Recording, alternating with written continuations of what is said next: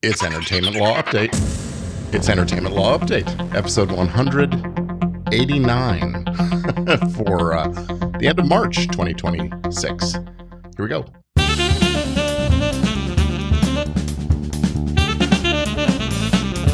Hi, everybody, and welcome back to another episode of Entertainment Law Update from Los Angeles, California. I'm Gordon Firemark.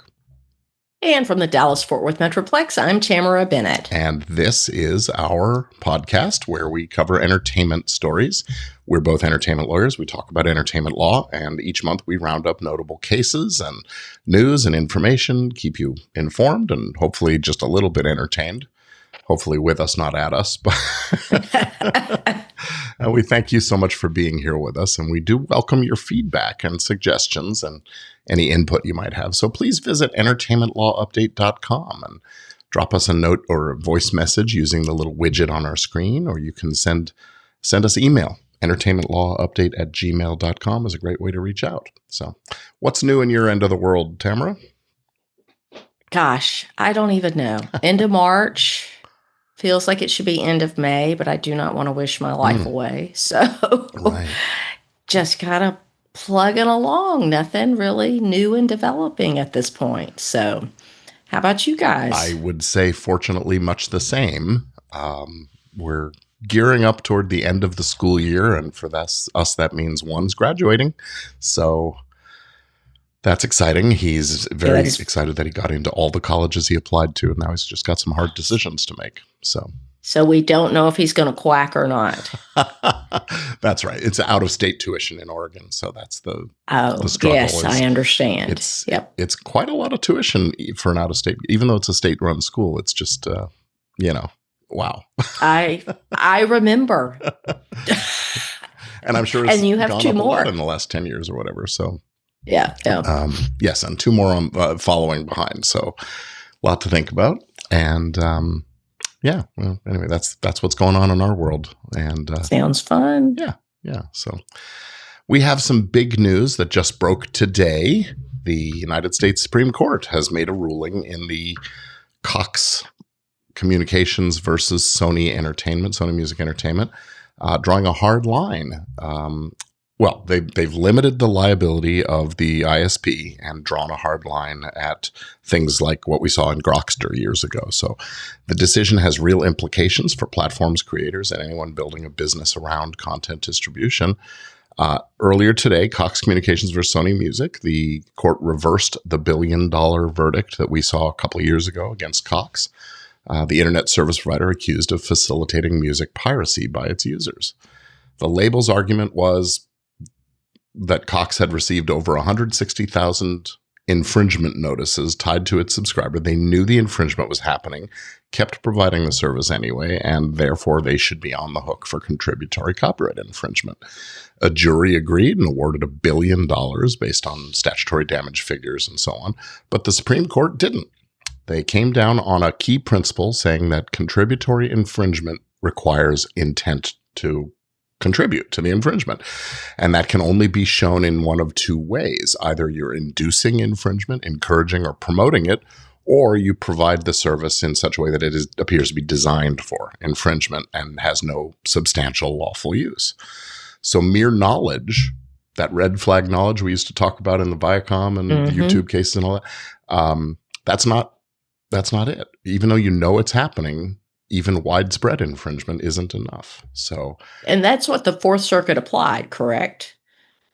It's my understanding they supplied this, if you had knowledge that the recipient will use it, right, and that's sufficient to meet this standard. So they added, I guess, a third option to the two ways that intent can be shown. Yeah. So the court took a look at this. The Supreme Court said that Cox didn't promote piracy. They didn't obviously...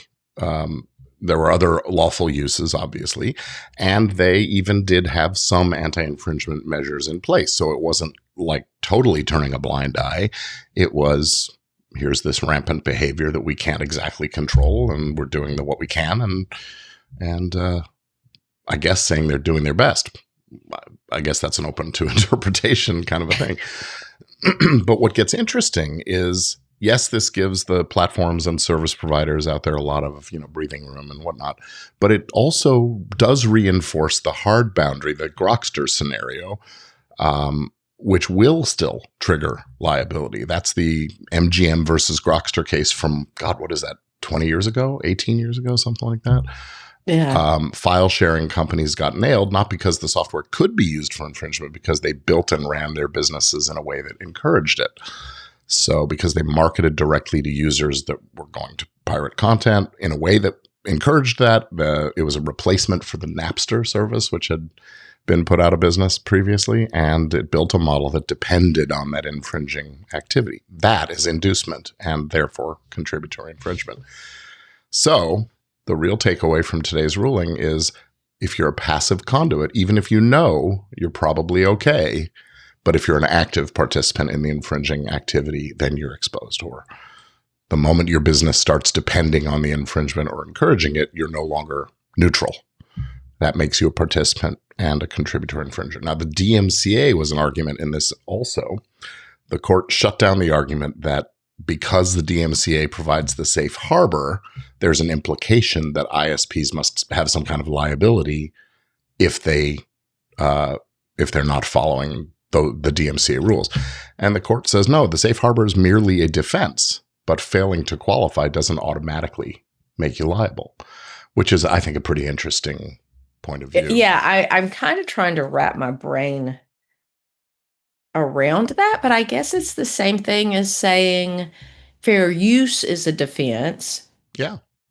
And just because is it? Just because that defense was unsuccessful, it didn't mean you infringed the copyright. I guess is that. Well, from a contributory standpoint, it doesn't work for direct infringement. No. That theory does not work for direct infringement. Right. Yeah. Do you think? I think you're right about the way that plays out.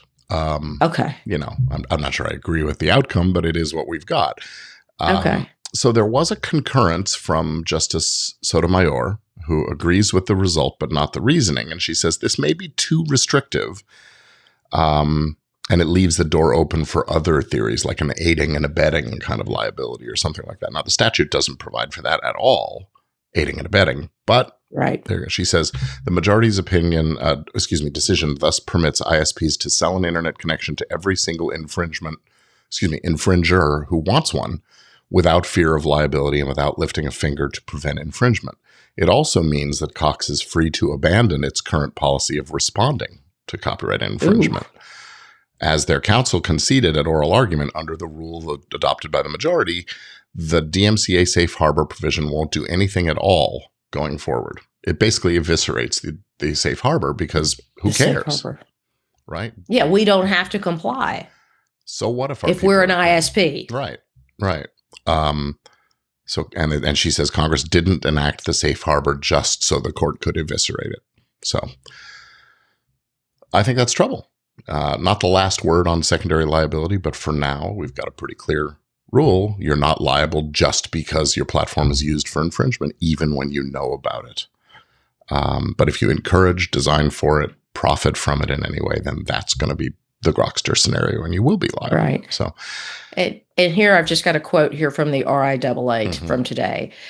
Quote, "We are disappointed in the court's decision vacating a jury's determination that Cox Communications contributed to mass-scale copyright infringement based on overwhelming evidence that the company knowingly facilitated theft. To be effective, copyright law must protect creators and markets from harmful infringement, and policymakers should look close at the impact of this ruling." They go on to say, the court's decision is narrow, applying only to contributory infringement cases involving defendants like Cox that do not themselves copy, host, distribute, or publish infringing material or control or induce such activity. So I do agree.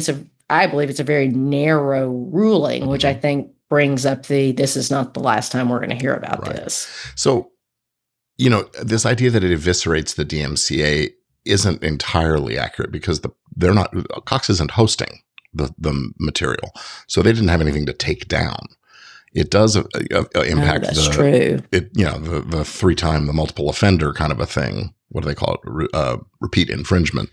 But you could still go to wherever the content was being hosted and get it taken down if they're in the U.S. and subject to the U.S. law. Well, right. And that's the whole reason they're suing Cox, is because it's too hard to sue the individuals. It essentially, I think, kind of puts Cox and cable companies and internet companies in the category we used to call common carrier, where no liability for what's transmitted over the wires. But, unless they're encouraging and facilitating that. So, right. Yeah. Another Supreme Court decision that we should talk about. This one is from Siegel versus Salazar, the constitutional challenge to California's Talent Agencies Act. And I corresponded yesterday with Rick Siegel, the lead party in the case. What it means is that the way California has enforced the Talent Agencies Act will stay exactly as it has. It raised a pretty sharp question over the authority of the California Labor Commission to enforce the act by voiding contracts and ordering disgorgement of compensation received by non-licensed talent representatives. And that includes managers and lawyers who have been representing and engaging in procurement of employment. The Talent Agencies Act itself doesn't actually articulate those remedies. Essentially, it's a regulatory statute. The legislature didn't include penalties, so the agency shouldn't have been inventing them, which, it's a plausible argument. But this is the kind of thing you would expect the Supreme Court to wade into. But in this case, they just chose not to. The Labor Commissioner will continue to treat unlicensed procurement as a violation. It'll continue to void those contracts and order that disgorgement and repayment of money. And the courts will back it up, which takes us back to the earlier case involving Siegel's company, Marathon Entertainment versus Blasi. You may recall that's got to be 15 years ago now, too, or something. You don't automatically have to void the entire contract. If there were legal aspects of what the manager was doing, they could still retain the income attributable to that. But so you're severing the illegal activity and the quote ill-gotten gains from that. So only the portions tied to the unlawful procurement would have to go. So that softens things a little bit, but here we're really talking about unlicensed procurement making the agreement vulnerable. And another case that came up in the analysis is Wux versus Curie, which says that managers can do a lot of things, but once they start procuring, they're acting as unlicensed agents. And it's just a really kind of fuzzy line now. So what does procurement mean? A lot of the things that normal management responsibilities include are sort of right on the razor's edge of what's legal in this case. So the Supreme Court basically saying we're staying out of it. We're not changing anything. If you cross the procurement line without a license, that's an illegal contract. Since it's illegal from the start, or at least when you start the procurement, you got essentially no contract void. And that's for everything. Yeah. So like you said, that's for all of anything that actually would fall under the management heading. Yeah. So the way that's going to end that contract too. Yeah. So the way courts have historically approached, the way the Labor Commission has historically approached this is saying you made a contract that called for or allowed you to do this illegal procurement. You then did the procurement. Therefore, the contract is void, and therefore, from the very beginning, void ab initio. So you can't enforce the contract against the client. All you can do is maybe get quantum merit sort of for value, the value of the services rendered kind of a thing, the legal services rendered. So common law already handles it, is the way the courts are treating it. And we don't need to decide that an illegal contract, that there has to be a particular remedy. The contract law is pretty clear. No contract, you don't get paid. So in the real world, I'm the talent, you're the manager. We like each other. We like working together. Yeah. Does the Labor Commission only find out about this when we're not liking working together, or do they go out and police it? No, this is usually enforced as a result of talent either deciding I'm no longer paying my manager, or complaining that the manager's overstepped. It's sort of nobody's making a complaint to the labor commissioner unless they're unhappy about something. And typically what happens is managers with the artist for years, and then the artist the Rosa Blasi case, it was years and years of management of this, this young woman, a performer actor. And then she gets cast on the Desperate Housewives, I think it was. Oh, okay. And yeah, now I didn't remember got these that. multi-million dollar paydays, and the increases over time. I think at the end they were making $8-9 million a year each or something, insane amounts of money. And why am I still paying this manager? This is going to be my last job, or this is the big payday. They didn't have a sunset of some kind. Not usually. Something. Yeah. Well, and if the manager was still the manager on the day they were cast, they're entitled to the compensation, their share of compensation for the whole thing. Well, that's true. Right.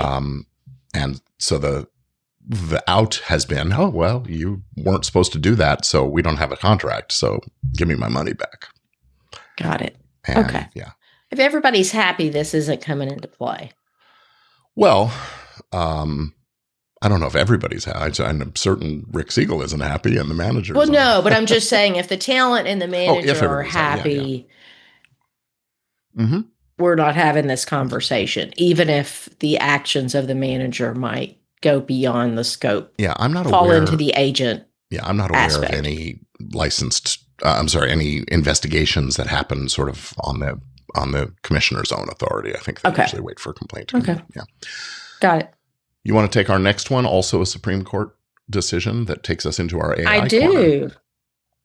Yeah. Let me get my I didn't get all my notes in order appropriately, but that's okay. Thaler v. Perlmutter. Yeah. I feel like it's going to be the case that goes on forever, and it just might be, Gordon. The Supreme Court had a very quiet refusal to hear Thaler v. Perlmutter.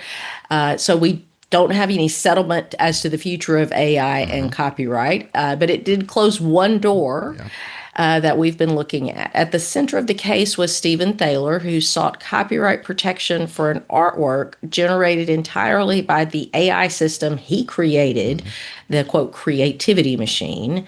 He listed the machine as the sole author of this work. And as we know and have talked about for decades, federal courts reject that claim, holding the copyright law requires a human creator, the monkey selfie case. The D.C. Circuit framed the rule plainly. Copyright protects to, quote, original works of authorship. And that concept has always meant human authorship. The court emphasized that the statute is built around human attributes such as lifespan, ownership, transferability, and those attributes just don't map one-to-one onto a machine. So when the Supreme Court declined in the review, it left that holding intact. Fully autonomous AI cannot be the author because it's not human. So it can't be the author under U.S. current law.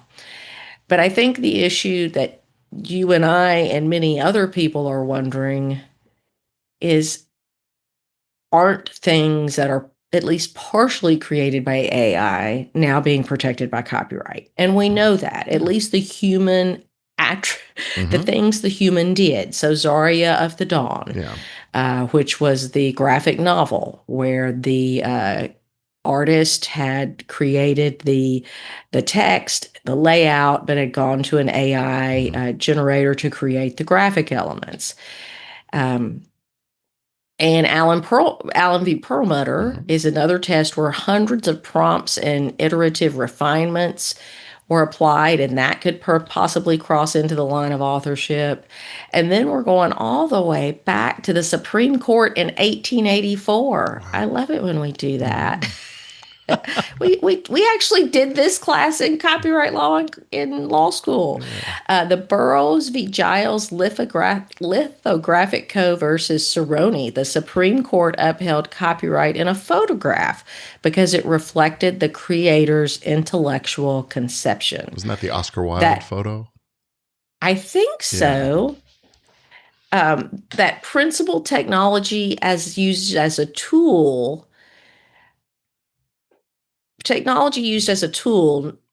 it means it's not the author. Right. It remains with the actual person as I can't read this sentence. That principal technology as tool, not author, remains the anchor. Right. Okay. So, I mean, I think we've also had this conversation with Photoshop and other tools,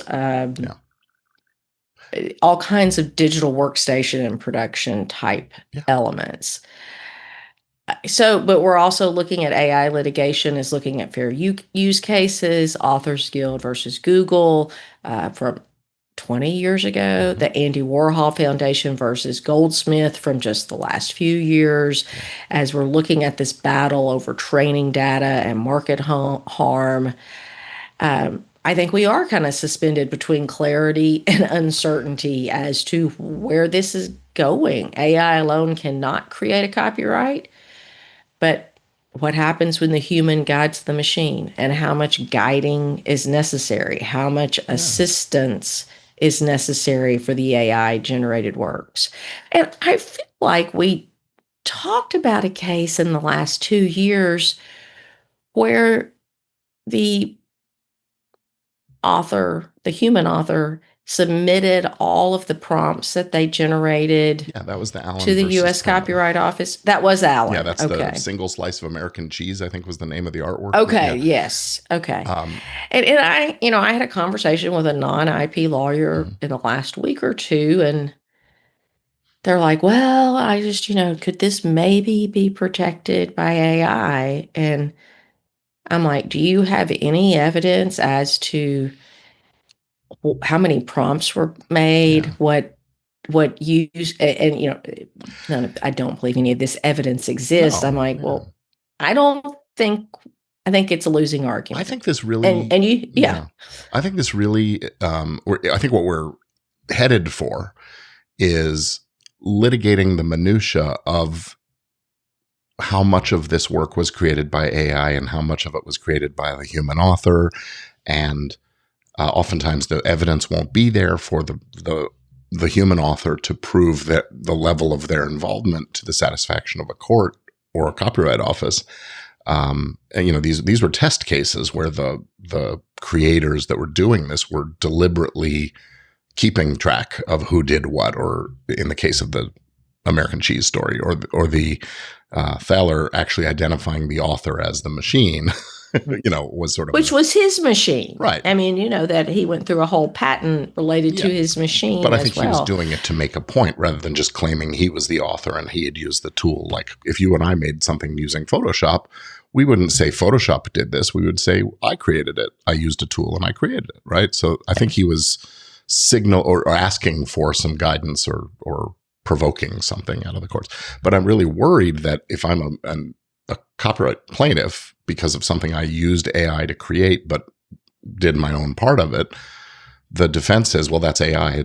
It's not covered. And I'm going to have to now have the burden of proving every single prompt I did to get there and what I had brought that was original before I started with the prompt and all those kinds of things.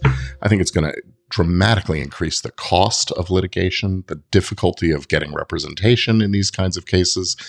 It's going to have to be really a lot at stake to make that worth doing. And I think that sort of undermines the purpose of copyright law in some sense. And, I know, was it last month or the month before that we gave the status report from the Copyright Small Claims Court? Obviously, it's small claims. You're limited in what your recovery can be. But it would be interesting to kind of go through and see if there are any AI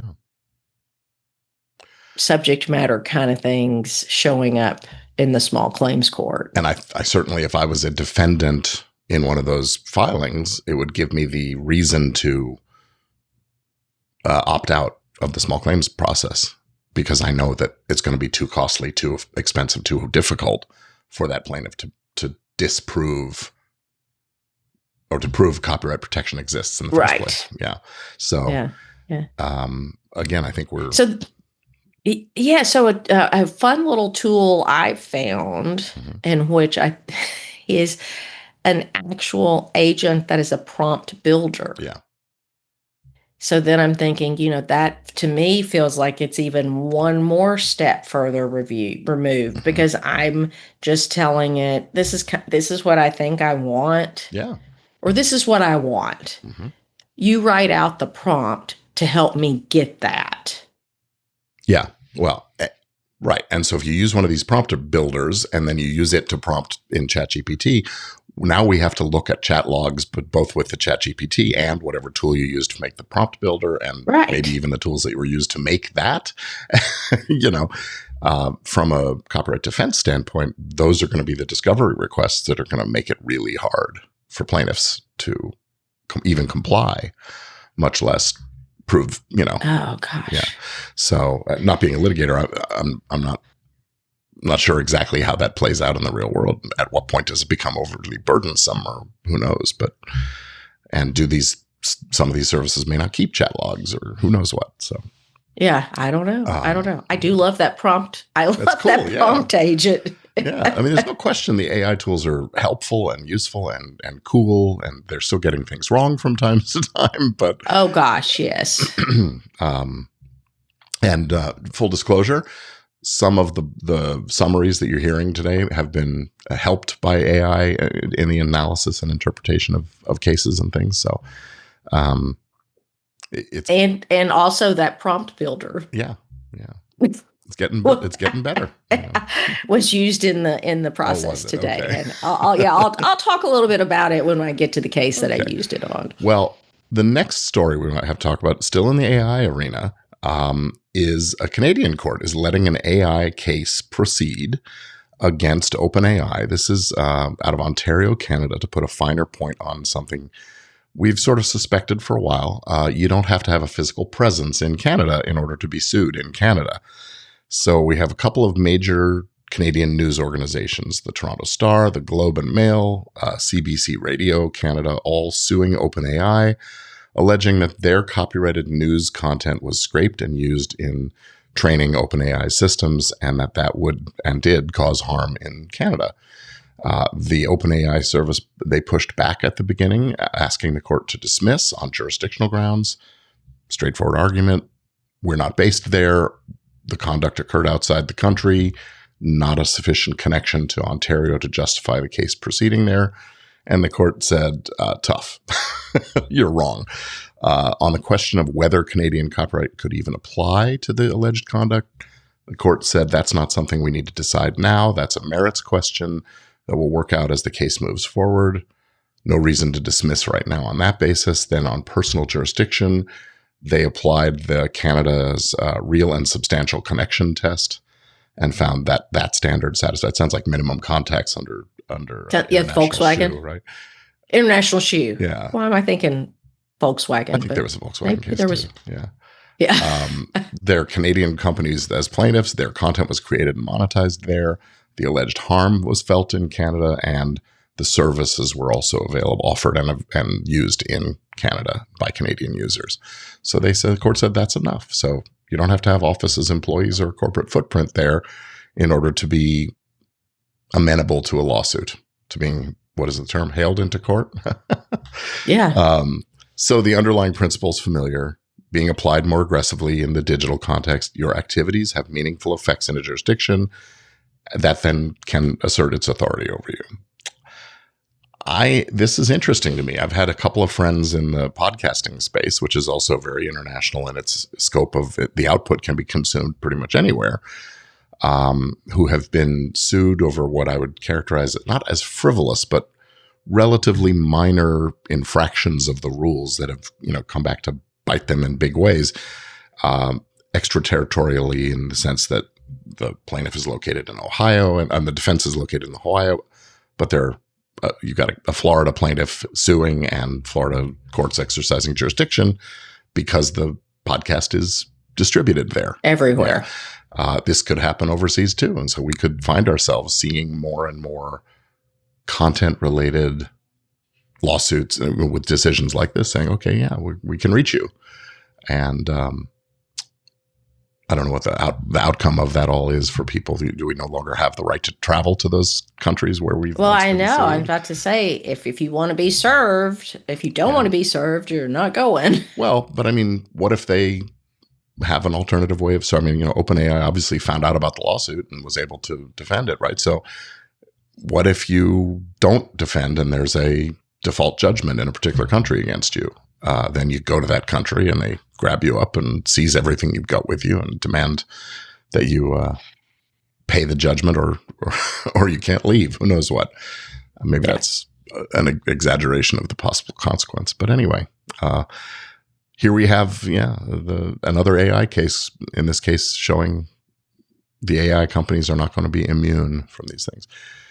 One more AI story here. You want to do this one? It's a quickie. Yeah, it's the dictionary, the encyclopedia, an everyday kind of thing. Britannica versus OpenAI.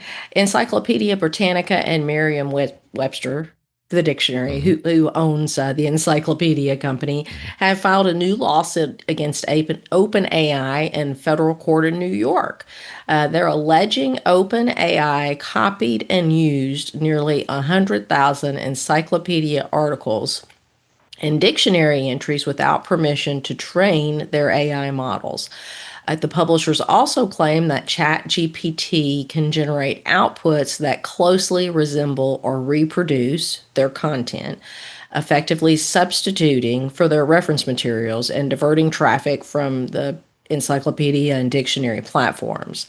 This case is one of the latest in a rapidly expanding wave of AI copyright cases that we've been following, bringing the total number of such lawsuits to over 90 worldwide that we've been able to track. And like the others, it centers on an unresolved question, quote, or the question being whether the use of copyrighted works to train AI systems qualifies as infringement or is protected as fair use. A determination that will have significant implications for the developers and our content owners as we go forward. And I think that is the question.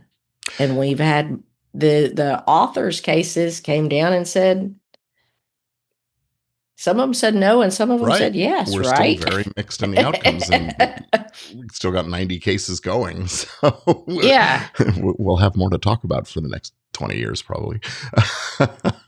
And I think that's the concern, especially if they spit it out word for word. And we've discussed this, but I haven't done it in a while. I will go in and ask it to generate song lyrics for my clients to see just what it'll do. And a lot of the services have put guardrails in to prevent a verbatim output of an original source, but and so that sort of eviscerates that potential kind of a claim, except in the sense, well, maybe there's ways around it and people will get those exact outputs.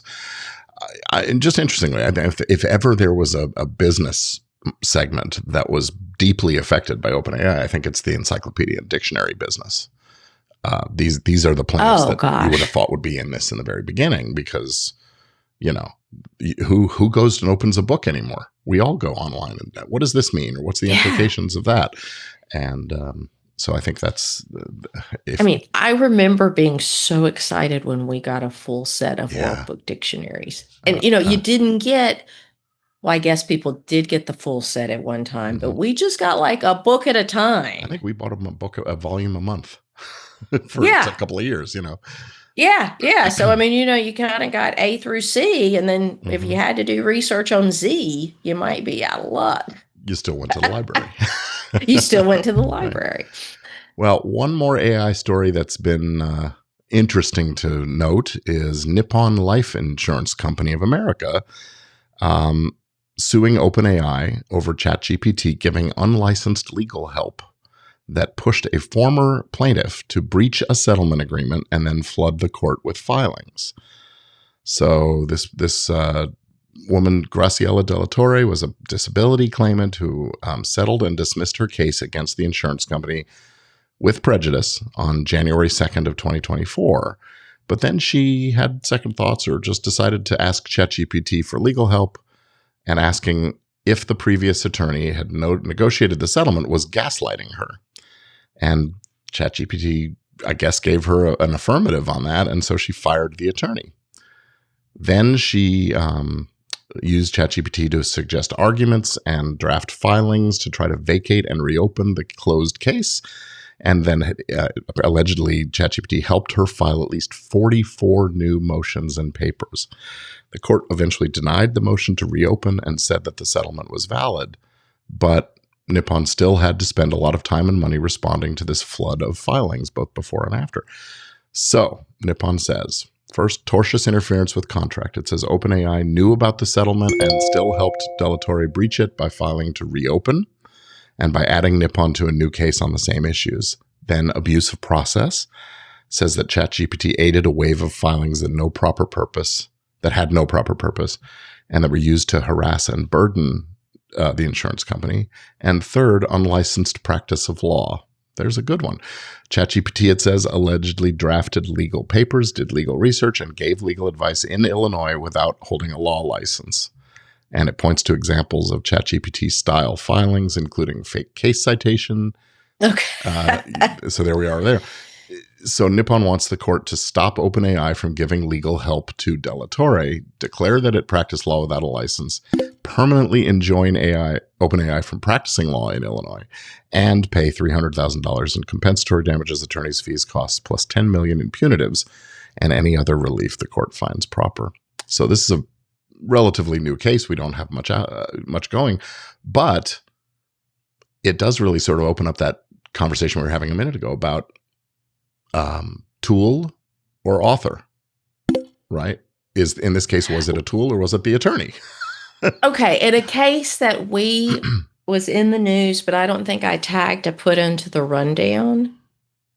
So I hate that I didn't put it in there because it would fit nicely with this, Yeah. and I just thought about it. It was the criminal case where the defendant used ChatGPT to generate documentation and notes and different things. Yeah, sort of planning that out were strategy. that were then provided to the attorney, and those documents were not considered attorney work product. Yeah, I think we talked about that last because the month. attorney. Oh, did we? Okay, Yeah. because the attorney didn't create them. So, I mean, it is clearly a tool. Yeah. Okay, but so this is the case summary that I generated a prompt for. And then I actually run it through 2 different AI generators to see what came out and what I liked.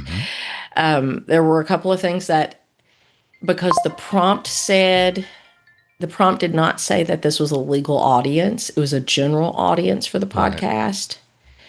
It changed some wording that I believe would have made it incorrect. Yeah.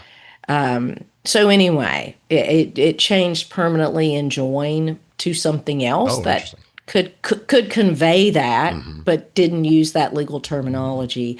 And it screwed up the damages. It said it's seeking $300,000, which is all of its attorney's fees and cost and something else. And I'm like, no, that's not right.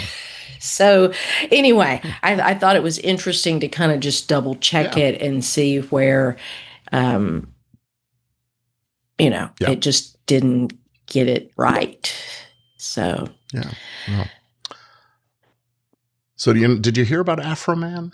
Did you? I feel like maybe we had talked about him before. I don't remember if we discussed it when it first came down, but then this is. I don't either, but it's fun, definitely. So Afroman, whose real name is Joseph Edgar Foreman, is a rapper who had a couple of songs, Because I Got High and Cold 45. He has now prevailed in a jury trial against him, brought by several police officers from the Adams County Police Department. The backstory, they were claiming defamation against him. The backstory on this is that they raided his home in 2022 on a tip from a confidential informant. They were looking for narcotics and human trafficking evidence, making reference to some kind of a secret basement. And so they raided on a basis. They had a warrant and they went in and raided. And when they were done and they found nothing, he asked that the police repay him for the damage to the property. They broke a gate, they broke the front door, and $400 in missing cash that never showed back up, that was never returned. Apparently due to accounting error by one of the officers or something. But the police refused to pay for any of the damages, so Afroman sued the police department. And that was ultimately dismissed due to the officers acting in their official capacity. So he then attempted to get the funds needed to pay for his door by making songs about the incident, and came out with an album called Lemon Pound Cake in 2023, expressing his thoughts about the raid, talking about the sheriff. Randy Walters is a son of a bitch was one of the titles. Lemon Pound Cake is another, including various insults and jabs at the officers. There was home security footage of the cops moving through the house, and this one officer apparently stopped and took a good long look at the piece of the cake on the counter, the lemon pound cake on the counter. And so the music videos for these songs feature that footage and call these cops out for their behavior and whatnot. And ultimately, the officers then sued him for misappropriation of likeness, false light, invasion of privacy, and defamation. And the court initially dismissed the claims regarding misappropriation of likeness, but allowed the false light, invasion of privacy, and defamation to go forward for a while. Ultimately, it was winnowed down to just false light and defamation, and there was a quick 3-day trial, short deliberation, and the jury found totally in favor of Afroman. And there were some notable instances in court of direct conflict between the defendant and the witnesses on the stand, and all kinds of interesting stuff. So he's still got to pay his attorney's fees for the case. There's no anti-SLAPP law in place. Well, there is now, but it wasn't in place at the time he filed the suit. So he's been vindicated in what may be a Pyrrhic victory, depending on the amount of his attorney's fees. But right, for that. And this is in Ohio. So yeah. I think when the anti-SLAPP law just came into place in 2025, right, then in Ohio. So I do think we've talked about it before, because I remember this lemon pound cake, but I don't think I ever went out and listened to any of the songs. To the tune of Under the Boardwalk? Under the Boardwalk. I went and looked to see, was there any discussion of whether he had licensed it or not? No. I did too, and I didn't see anything. He has registered it with BMI. Interesting. Listing himself as the sole author. Wow. I mean, it's not a sampling, and it's not. No. It is the tune of. It is not a parody. It is the full-on tune of Under the Boardwalk. Okay. So whoever wrote that from the Drifters will be in touch, I guess. Resnick, which is one of our other favorite people to talk about. Yeah. Oh, that's the Resnick. Oh, a Resnick case. A Resnick. Okay. Very interesting. There's 2 songwriters. I apologize to the other songwriter that your name did not stick with me like the Resnick name did. Who knows if he's making any real money from the songs, but it certainly seems like those officers may get the last laugh. he for one of them, I think he had 200,000 streams, which again, that's not real money, unfortunately. Yeah, unfortunately, it's not. Well, but it'll be interesting to follow up on that if and when anything comes up. But I mean, that is just, to me. I mean, well. We all know that freedom of speech is balanced against these other causes of action. Yeah, but this lines right up with the Woody Guthrie thing, where he didn't like the use of the melody from that was actually it was a parody video or a satire video of Carrie. Oh, right.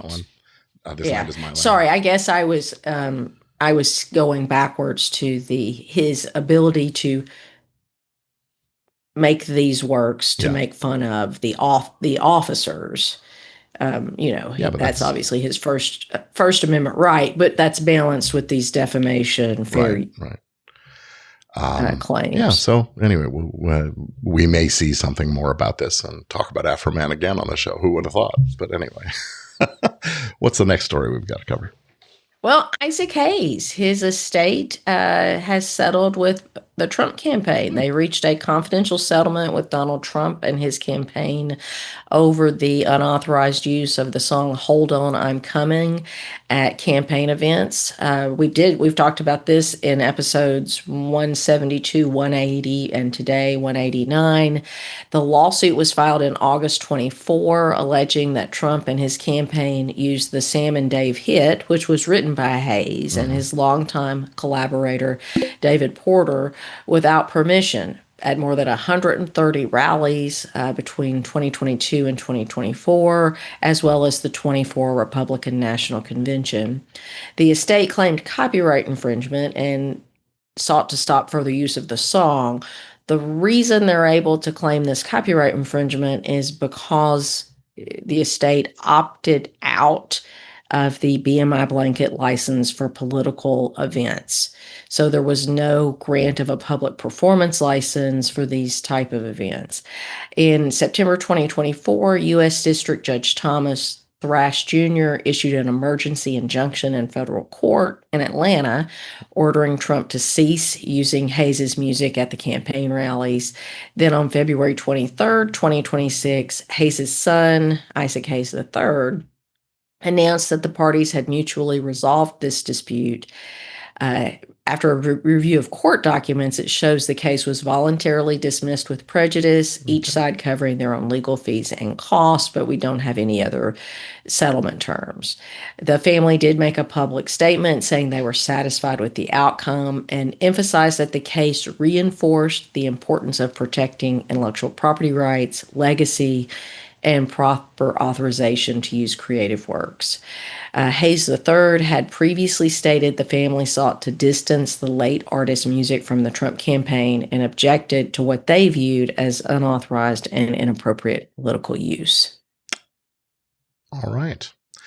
Well, this is a case we debated whether or not to keep in the thing, and we're keeping it in. It involves Tracy Anderson, a celebrity fitness trainer who developed a series of dance-based workout programs that she marketed as the Tracy Anderson Method. It's sequences of movements taught through classes and videos and subscription content. Well, Megan Roop was a trainer who worked for Anderson before leaving to start her own fitness platform called the Sculpt Society. And her program similarly features dance-based worked-out routines delivered through digital media. So Anderson sued in the U.S. District Court for the Central District here in California, alleging that Roop had copied the workout routines and, among other claims, asserted that sequences of movements in the programs qualified as choreographic works protected under the Copyright Act, and that Roop's works were infringements. So Roop moves for summary judgment on the copyright claim, arguing that the routines were not copyrightable subject matter because they were merely a system or method of exercise rather than protectable expression. And the district court agreed and granted her summary judgment, holding that the routines were a process, system, or other methodology designed to improve physical fitness and therefore fell outside the scope of copyright protection. Section 102B of the Copyright Act excludes any idea, procedure, process, system, or method of operation. So Anderson appeals, and the Ninth Circuit has now affirmed the lower court's ruling, concluding that although the routines incorporated dance-like elements, they were functional in nature and organized for the purpose of achieving the fitness result. And as a result, then they were not protectable as artistic, choreographic kinds of works. They fall in the uncopyrightable methods and systems group. So the court looked back on prior case law, and those who've been listening to us for a while will remember we talked about Bikram's Yoga College of India versus Evolution Yoga back, 13 years ago or so? February of 2013. There, the case, also Ninth Circuit, had determined that a fixed sequence of 26 yoga poses and 2 breathing exercises, even when arranged in a specific order and taught as a branded system, constituted an uncopyrightable system or method of operation. Same analysis, Section 102B that we're talking about here. So the court emphasized that functional sequences designed to achieve a physical result, improved health, are not protected, even if they involve some creative selection or arrangement. So the Ninth Circuit treats the Tracy Anderson method similarly, rules that it is outside the scope of copyright, and the court even also went back and looked at the Supreme Court's articulation of idea expression from Baker versus Selden. There's another law school case we're both recalling from all those years ago. That case established copyright doesn't extend to systems or methods described in a work. That was wasn't that the accounting books or something like that? Maybe.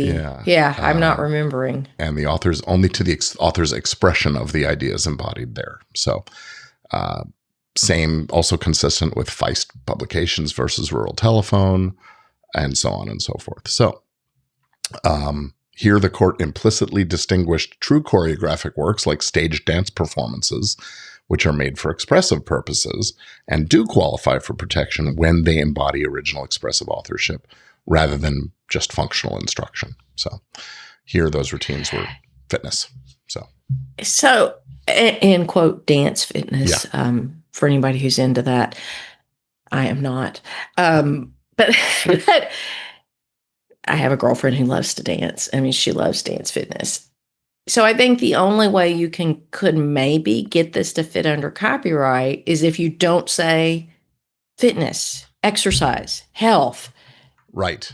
And you just release these 20-minute segments of dance moves. Huh.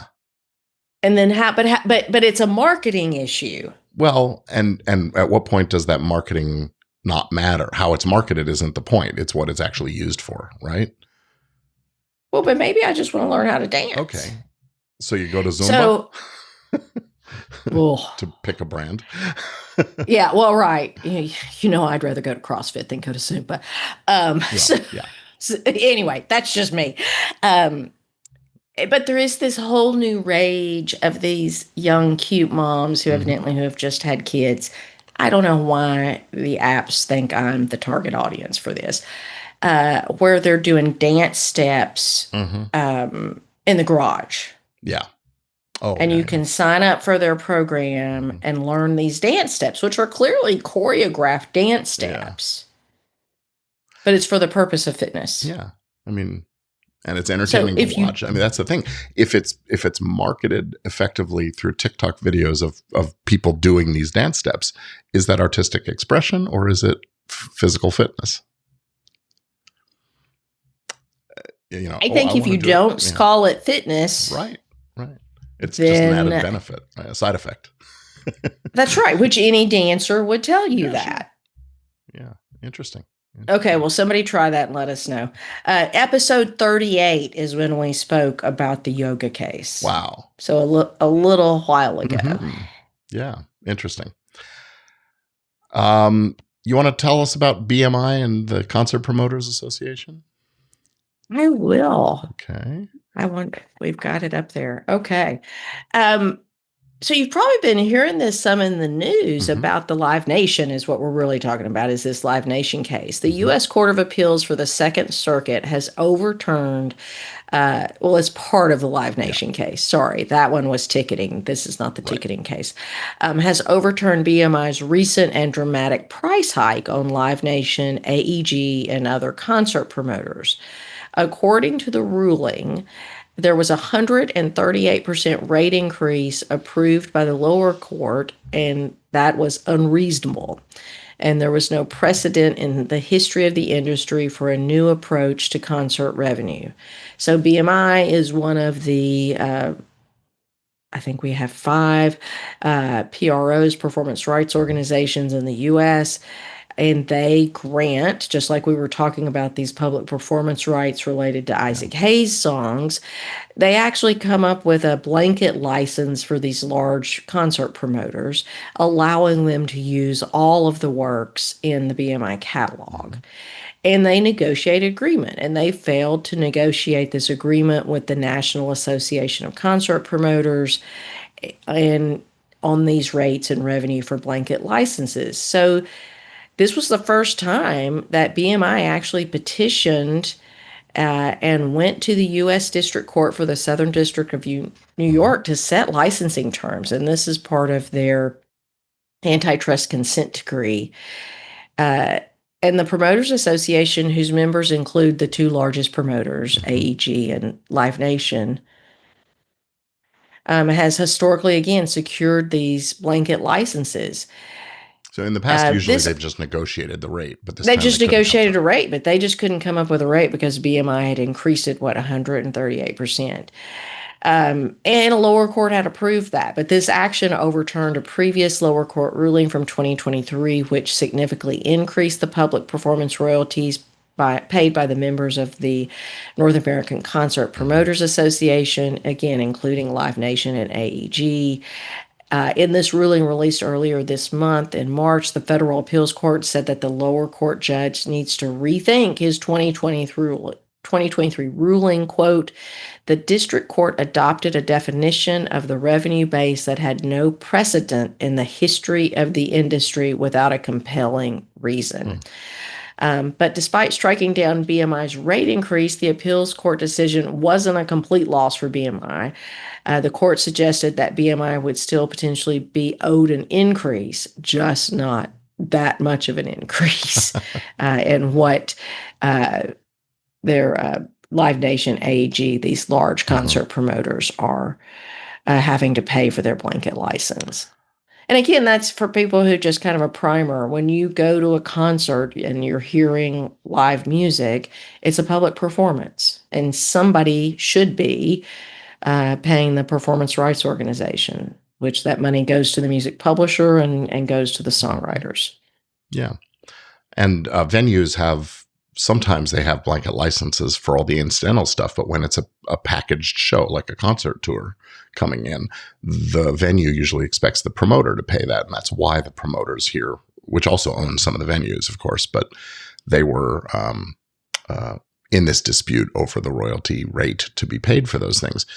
So it's going back to the lower court that made the big 138% increase happen in the first place, saying, okay, take another try at it. It'd be very interesting to see how many economists' testimony was involved in figuring out, is it tied to a producer price index or something like that? And if so, maybe there's a rational relationship that says, well, it's been 15 years since there was a meaningful increase and therefore it should be this big. It sounds like they weren't able to brief that to the court. So, it probably was a super low rate to start with. Yeah. So it'd be because historically they've always been a super low rate. So. Yeah, it is what it is. Well, you mentioned a moment ago that the Live Nation case there was another component of case against Live Nation. This one was the antitrust argument. The DOJ had been suing Live Nation and Ticketmaster, along with 36 different states also suing over antitrust. But the DOJ has now proposed a settlement that the states and the District of Columbia are not interested in. So they've essentially reached a settlement with Live Nation, purportedly due to pressure from the president to ensure a settlement. Has some mild consumer protection measures, but relatively weak. It's like a 15% cap on amphitheaters only, divesting themselves of a total 13 venues, and restrictions on exclusivity deals. The trial judge sort of criticized how the settlement came together, as the judge was left out of the loop until right before it was announced. And in the aftermath, the states have said, we're not on board. They initially moved for a mistrial, and after a motion for consideration was held, they and gave the parties a week to reach a settlement. The states scrambled to prepare for trial, with various state attorneys generally placing statements that they're going to continue with the ultimate goal of requiring Live Nation to divest Ticketmaster. So that's an ongoing case. The trial is apparently underway, and we'll see. So. Yeah. I also, kind of what's come out of that has been the filing of some legislation, Antitrust Accountability and Transparency Act. Oh. So we'll see if that goes anywhere. Klobuchar, Durbin, and other Democratic leaders have filed that. So we'll see what happens. So trying to restrict the DOJ's authority to sort of unilaterally settle these kinds of things without sharing why and what's behind them. That's interesting. Well, Katy Perry and Katy Perry have been going at it in court. We've talked about this case before. Do you want to take this one? Yeah, so we talked about it. Last time was a little over a year ago, Mm-hmm. December 2024, episode 175. It's Taylor versus Killer Queen LLC, Killer Queen being Mm-hmm. the Katy Perry we know The recording in the artist. US. Yeah. The High Court of Australia ruled in favor of an Australian fashion designer over companies linked to pop star Katy Perry. This clarifies how courts assess reputation and consumer confusion, at least in Australia, as to trademark law. The case was brought by Katy Jane Taylor, who began selling clothing under the name Katy Perry in 2007. In 2008, she secured an Australian registered trademark for Katy, spelled with an IE, Perry, in relation to clothing under the Australian Trademarks Act 1995. Mm-hmm. At the same time, Katy, Katy Perry, who's born Catherine Hudson, was building her career as an international recording artist. And as her fame expanded, companies associated with her brand, which is Killer Queen LLC, the party in this case, began marketing clothing in Australia bearing the name Katy Perry. So, but I also recall that the US Katy Perry had filed several trademark applications, and I think that's what got this started. Mm-hmm. And that, according to our notes from December of 2024, US Katy Perry had actually maybe abandoned the clothing application, but kept some of the others. Mm-hmm. Anyway, obviously she was continuing to sell clothing. Yeah. Taylor sued, alleging trademark infringement. She argued that the use of Katy Perry on clothing was deceptively similar to her registered mark and likely to confuse consumers. The respondent companies, which relate to the U.S. singer Katy Perry, denied infringement and filed a cross-claim seeking to cancel Australian Taylor's trademark, arguing that the singer already had sufficient reputation in Australia at the time of that registration and the mark was inherently misleading. Okay, we're within a 12 months of each other from the time it's filed and U.S. Katy Perry's career starts to take off. Mm-hmm. At trial, the federal court largely sided with Taylor. The judge held that her trademark was valid and that certain uses of Katy Perry on clothing infringed it. The court found the two names deceptively similar when used on identical goods, rejected arguments that the trademark should be invalidated. It also ruled that corporate entities selling merchandise could not rely on the statutory defense allowing a person to use their own name in good faith. The full federal court, and again, this is in Australia, took a different view. On appeal, it overturned that trial decision and ordered that Taylor's trademark be removed from the register. The appellate court concluded that Katy Perry had established a reputation in Australia by 2008 and that consumers with only a quote imperfect recollection of brand names would likely assume a connection between Katy Perry clothing, that individual, and the celebrity. On that basis, the court held the trademark was likely to deceive or cause confusion and should be canceled. All right, fast forward, the High Court reversed. In a unanimous judgment, the court reinstated Australian Taylor's trademark and criticized the appellate court's approach. It looked at the that reputation and likelihood of confusion has to be assessed at the time of the trademark registration, not in light of subsequent global fame. So I'm going to put a little question there and say, is it assessed at the time of the trademark registration or assessed at the time of the application, which may or may not make a difference, but it could. The court also underscored the need for appellate restraint, noting that findings about consumer perception and confusion are fact intensive and should not be overturned absent clear error. They were making their own facts. The trial judge, the court suggested, was better positioned to evaluate those issues. And finally, the High Court reaffirmed a foundational principle of trademark law. Individuals are generally entitled to trade under their own name. That right must be balanced against the protection of established reputations, but it cannot be displaced merely because another party later becomes more famous.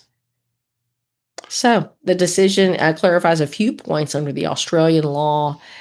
Infringement under Section 120, the own name defense, which I do not believe we have a statutory use your own name defense. Well, we have the primarily merely a surname We aspect. do, but yeah, but I mean, there was Johnny Carson, I think, had a trademark for certain things. You can. Yeah. So, I mean, you can have a trademark registration for your name, and that can't stop somebody else who actually that's is named their Johnny name. Carson. Right, from using that. But it doesn't mean they can necessarily go get the other trademark canceled. Yeah. Trademarks are anchored in the circumstances existing at the time of registration. Okay, and again, I'm going to say, is it at the time of registration or at the time of application? And that earlier rights will not easily yield to a later celebrity branding. That sounds right. Yeah. To add another wrinkle, let's not forget that you can have a trademark rights that are essentially created in the US, at least created because you first used the mark in commerce. That could be years before you ever apply for a registration, much less get it granted. So I think all of those facts are probably relevant in an evaluation if it gets that. Right. So the US is a first to use. Mm-hmm. I also believe Australia is a first to use versus a first to file right. Country. So it'd be interesting. Yeah, I mean, it's interesting. I mean, that doesn't mean that the famous singer Katy Perry can't use her name when she goes to Australia. Can't get a trademark registration with the name Katy well, Perry that's what I'm wondering. Is it all tour merchandise? Is it just clothing? It sounds like it depends on the facts of the Australian trademark registration. And I think it's going to also be, we're going to see there's going to be some kind of settlement come out of this. The other thing that's interesting is that discussion about the right to use your real name is that this Katy Perry is not either of these parties' real name. It's Catherine Hudson and Katy Taylor.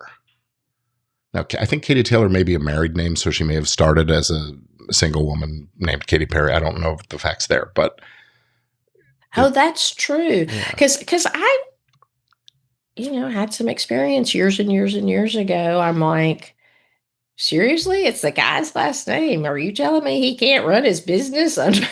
Right.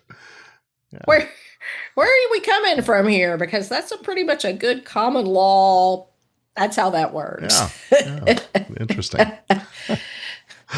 Well, let's just say that is a wrap for this episode. Thank you very much to you, our loyal listeners, for spending your time with us. And if you have feedback, we'd love it if you would leave it for us. You can send it by email to entertainmentlawupdate@gmail.com or record an audio clip by visiting our website, entertainmentlawupdate.com, and click on the little red tab on I think it's the right side of the screen, and that'll let you just make a little recording that we can play on the show. That's always fun.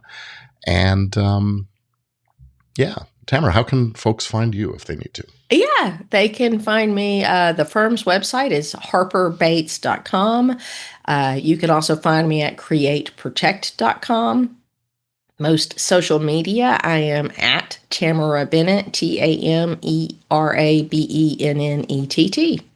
And my name, which is not trademarked, but is still, I'm the only one. So there's a truthfulness argument. Gordon Firemark from Los Angeles. My website is at firemark.com. The email address is gfiremark@firemark.com. And you find me as gfiremark on most social media as well.